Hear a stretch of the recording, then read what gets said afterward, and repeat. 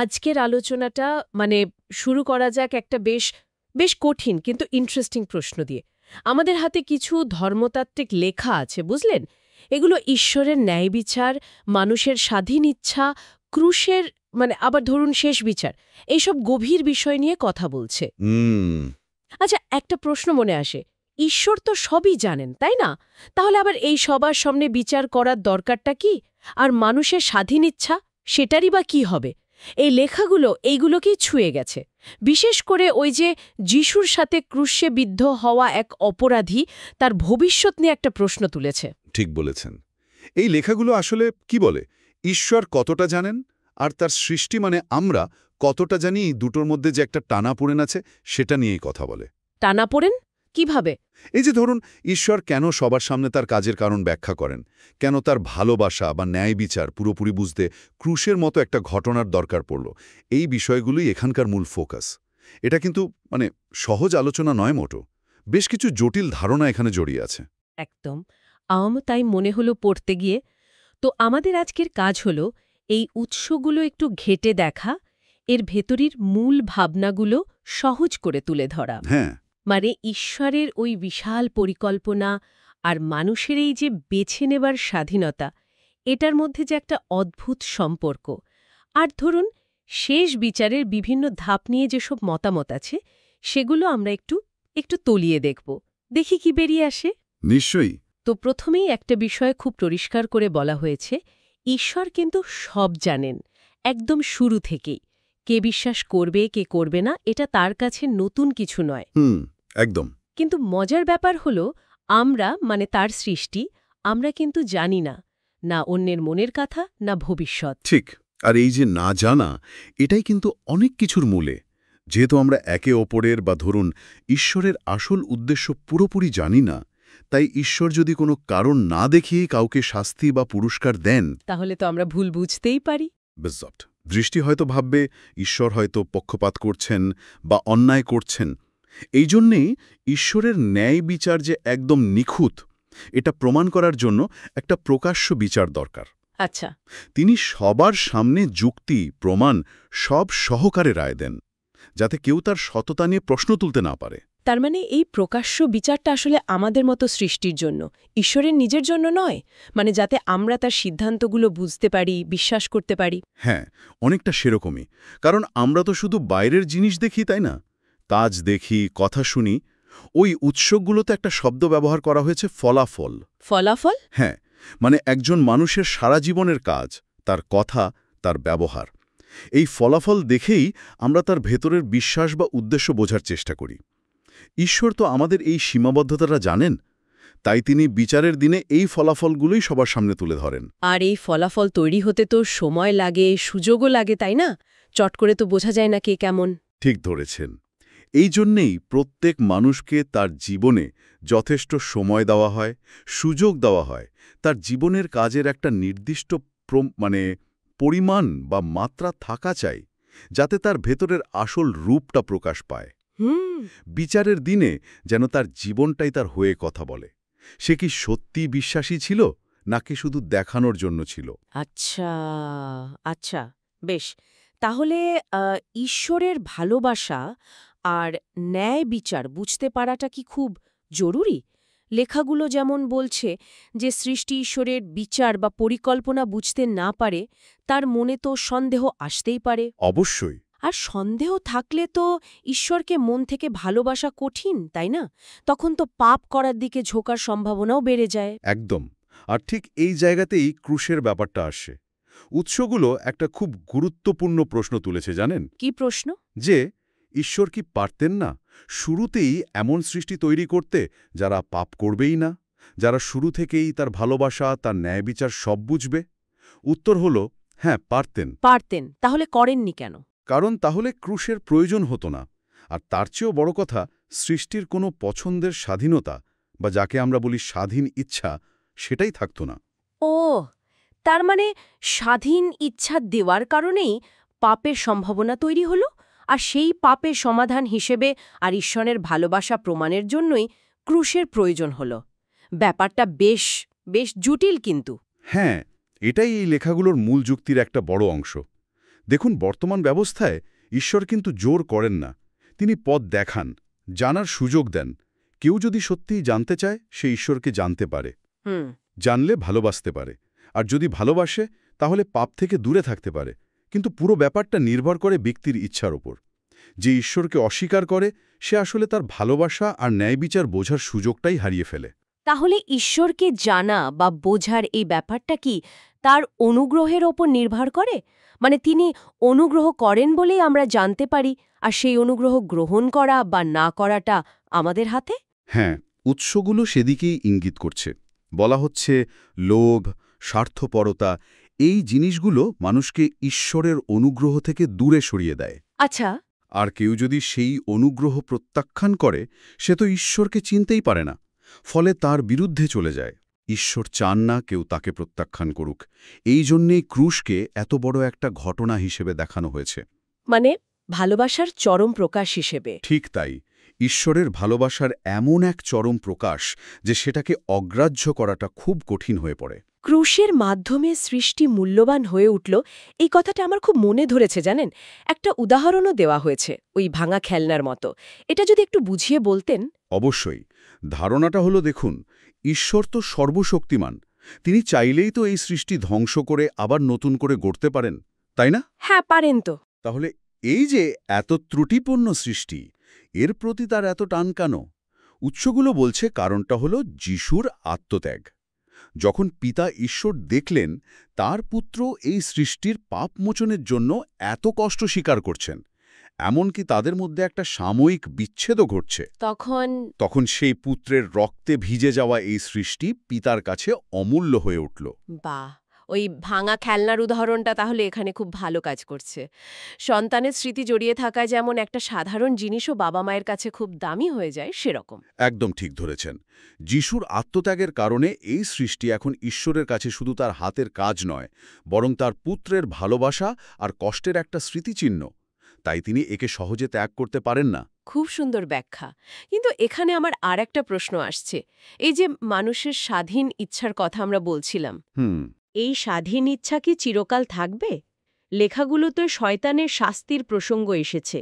ঈশ্বর যদি তার প্রতিজ্ঞা মতো শয়তানকে শাস্তি না দেন, তাহলে কি মানুষের বিশ্বাস টলে যাবে না? মানে মনে হবে না যে ঈশ্বরের কথায় ভরসা করা যায় না? এটা একটা খুবই গুরুত্বপূর্ণ পয়েন্ট যেটা উৎসগুলোতে তোলা হয়েছে। বলা হচ্ছে, ঈশ্বরের বিশ্বস্ততা মানে তিনি যা বলেন তা করেন, এটা সৃষ্টির স্বাধীন ইচ্ছাকে টিকিয়ে রাখার জন্য খুব জরুরি। জরুরি কিভাবে? তিনি প্রতিজ্ঞা করেছেন শয়তানকে শাস্তি দেবেন। উৎসগুলোতে যাকে অগ্নিকুণ্ডে নিক্ষেপের কথা বলা হয়েছে, যদি তিনি সেটা না করেন, তাহলে ক্রুশের মাধ্যমে যে ভালোবাসা আর ন্যায়বিচারের প্রমাণ তিনি দিয়েছেন, সেটার ভিত্তি নিয়েই তো প্রশ্ন উঠবে। ঠিক। তখন সৃষ্টি হয়তো ভাববে, ঈশ্বরের ভালোবাসাও কি তাহলে শেষ পর্যন্ত টিকবে? তার প্রতিজ্ঞা যদি সত্যি না হয়? তাহলে কি এই শয়তানের চূড়ান্ত শাস্তির পরেই মানুষের স্বাধীন ইচ্ছার পূর্ণতা আসবে? কিছু মতামত কি সেদিকে ইঙ্গিত করে? হ্যাঁ, কিছু ধারণা ঠিক তেমনই। কেউ মনে করেন যতক্ষণ না ঈশ্বরের সব প্রতিজ্ঞা পূরণ হচ্ছে, বিশেষ করে দুষ্টের দমন হচ্ছে, মানে ওই শেষ বিচার, যাকে উৎসগুলো মহাশ্বেত সিংহাসনের বিচার বা কোরিয়ান ভাষায় বলছে বেক বোঝোয়া দে সিম্পান, সেটা সম্পূর্ণ না হওয়া পর্যন্ত সৃষ্টির স্বাধীন ইচ্ছা পুরোপুরি নিরাপদ বা স্থিতিশীল হয় না, কারণ ঈশ্বরের চরিত্রের উপর পূর্ণ আস্থা আসে না। কিন্তু এই লেখার যিনি লেখক, তিনি নিজে কি ভাবছেন? তিনি কি এই মতের সাথে একমত? লেখক নিজে একটু অন্য পথে হেঁটেছেন। মানে তার ধারণাটা একটু ভিন্ন। তিনি বিশ্বাস করেন যে প্রথম পুনরুত্থান বা চজ্জেবুহাল, যখন মূলত ঈশ্বরের জন্য জীবন দেওয়া শহীদরা আর বিশ্বস্তরা বিশেষ জীবন লাভ করেন, তখনই আসলে পাপমোচন সম্পূর্ণ হয়ে যায়। তখনই? হ্যাঁ, যিশু তখন সৃষ্টির পাপ মুছে দেন এবং মানুষের মন থেকে পাপ করার যে প্রবণতা, সেটাও দূর করেন। লেখকের মতে এই ঘটনাই হল ঈশ্বরের ভালোবাসা ও ন্যায়বিচারের চূড়ান্ত প্রমাণ, আর এর মাধ্যমেই মানুষের স্বাধীন ইচ্ছার পূর্ণতা আসে। আচ্ছা। তবে তিনি এটাও খুব জোর দিয়ে বলেছেন যে ঈশ্বর যে শয়তানকে শাস্তি দেবেন, এটা একদম নিশ্চিত। তাই মানুষের স্বাধীন ইচ্ছা যে চিরকাল নিরাপদ থাকবে, এ নিয়ে তার কোনো সন্দেহ নেই, সেটা যখনই পূর্ণতা পাক না কেন। বেশ, এই সব আলোচনার পর এবার আমরা সেই নির্দিষ্ট প্রশ্নটাতে আসি যেটা দিয়ে শুরু করেছিলাম। হ্যাঁ, সেই অপরাধীর প্রশ্নটা। ঠিক। লুক 23:43-এ যিশু যে অপরাধীকে তার সাথে স্বর্গে বা নগওয়ান মানে প্যারাডাইস বা ফেরদৌস থাকার কথা দিয়েছিলেন, তার কি হবে? তার পুনরুত্থান কখন হবে? যেহেতু তার বিশ্বাসটা তো সবার সামনে প্রমাণ হওয়া দরকার, তার জীবনের ফলাফল দেখানোর সুযোগ তো পেতে হবে, তাই না? হ্যাঁ, এটাই সেই জটিল প্রশ্ন যার উত্তর খোঁজার চেষ্টা করা হয়েছে উৎসগুলোতে। এই নিয়ে কয়েকটি ভিন্ন ধারণা বা মতামত, উৎসগুলো যাকে কিয়ন হে বলছে, সেগুলো তুলে ধরা হয়েছে। আসুন এক এক করে দেখি তাহলে। বলুন। প্রথম ধারণাটা হলো, এই অপরাধীর পুনরুত্থান হবে প্রথম পুনরুত্থানের সময়, মানে যখন শহীদরা এবং বিশ্বস্তরা জেগে উঠবেন। আচ্ছা, কিন্তু এতে সমস্যা কি? সমস্যা আছে। প্রথম পুনরুত্থানে যারা অংশ নেন তারা তো এক বিশেষ ধরনের দেহ পান। উৎসগুলো বলছে আত্মিক দেহ বা ইয়ংজকিন মোম, এই দেহ অমর, এখানে পাপ করার ক্ষমতা থাকে না। কিন্তু এই অপরাধী, তার বিশ্বাস তো এখনও সবার সামনে প্রমাণিত হয়নি, তাকে তো পরীক্ষার সুযোগ দিতে হবে। ঠিক। তাহলে সে কি করে এই দেহ পাবে? সম্ভবত সে অন্যরকম দেহ পাবে, হয়তো এমন দেহ যা আত্মার দ্বারা চালিত, কিন্তু তখনও পরীক্ষার অধীন। উৎসগুলো একে বলছে সোলিশ দেহ বা হনজকিন মোম।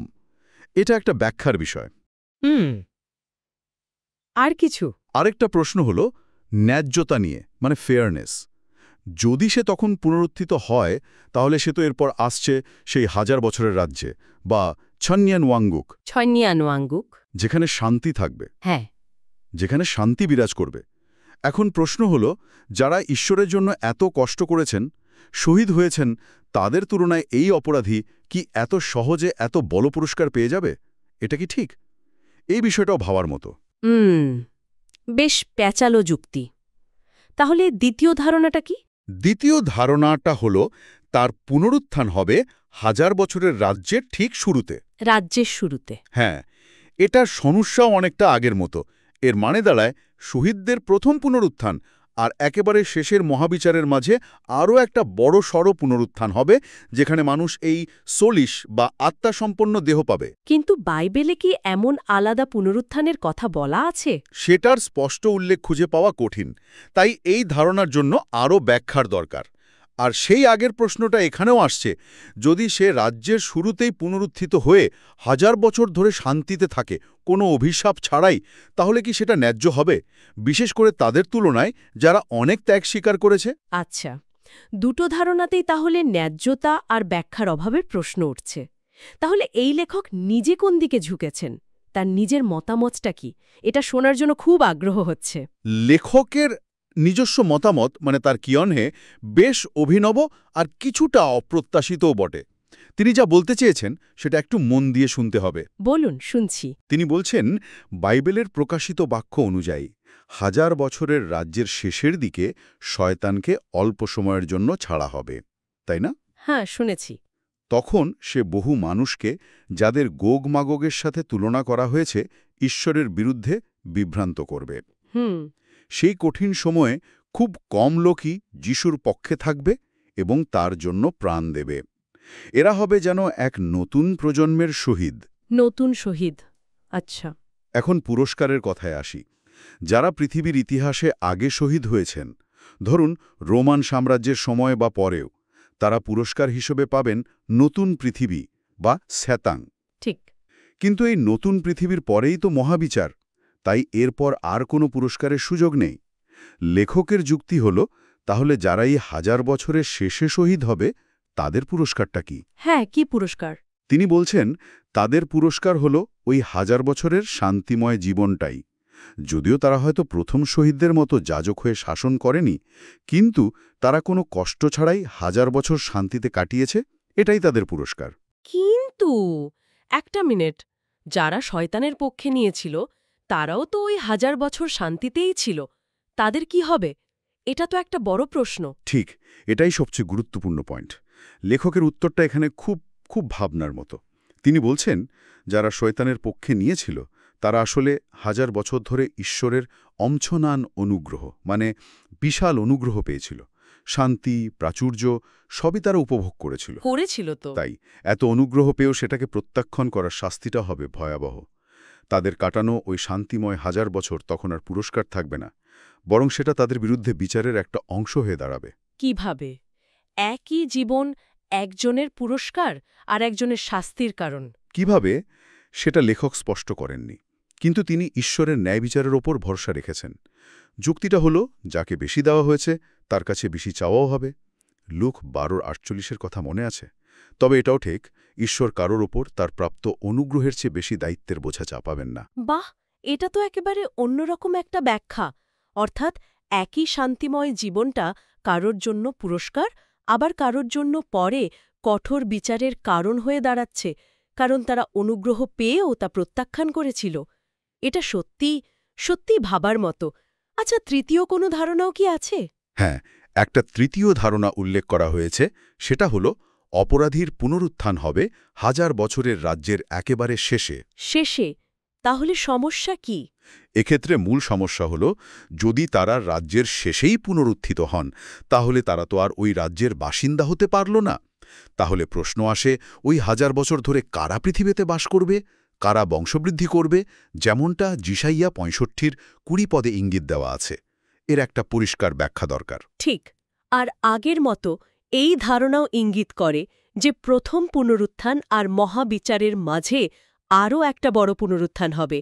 এই ধারণার সপক্ষেও জোরালো ধর্মতাত্ত্বিক ভিত্তি খুঁজে বের করতে হবে। ওই একজন অপরাধীর পুনরুত্থান কখন হবে, এই আপাতদৃষ্টিতে সরল প্রশ্নটার উত্তর খুঁজতে গিয়ে আমরা ঈশ্বরের ন্যায়বিচারের ধরন, মানুষের স্বাধীন ইচ্ছার গভীরতা, তার পরিকল্পনার পদ্ধতি এবং শেষ বিচারের বিভিন্ন ধাপ নিয়ে অনেকগুলো জটিল বিষয়ের মুখোমুখি হচ্ছি। একদম। বিশেষ করে 1000 বছরের রাজ্যে কারা থাকবেন, তারা কি অনুগ্রহ পাবেন এবং সেটার ভিত্তিতে তাদের বিচার কিভাবে হবে, এই নিয়ে লেখকের নিজস্ব ভাবনাটা কিন্তু বেশ আলোড়ন সৃষ্টি করার মতো। একদম। এটা কোনো হালকা বিষয় নয়, বরং ধর্মতত্ত্বের বেশ গভীর জলের আলোচনা। শেষ পর্যন্ত এই উৎসগুলো একটা কথাই বারবার বলতে চায়, ঈশ্বর ন্যায় বিচারক, তার পরিকল্পনা নিখুঁত। যদিও আমরা আমাদের সীমিত জ্ঞান দিয়ে হয়তো সবসময় তার সবটা বুঝে উঠতে পারি না। আর লেখকের ওই ভাবনাটা যে পাওয়া অনুগ্রহের হিসেব একদিন দিতে হবে, এটা আমাদের একটা জরুরি বিষয় মনে করিয়ে দেয়। সুযোগের সাথে দায়িত্বও আসে। আজকের এই গভীরে ডুব দেওয়াটা আমরা এখানেই শেষ করছি। এইসব আলোচনা শোনার পর একটা প্রশ্ন হয়তো আমাদের সবার মনেই উকি দিতে পারে, তাই না? কি প্রশ্ন?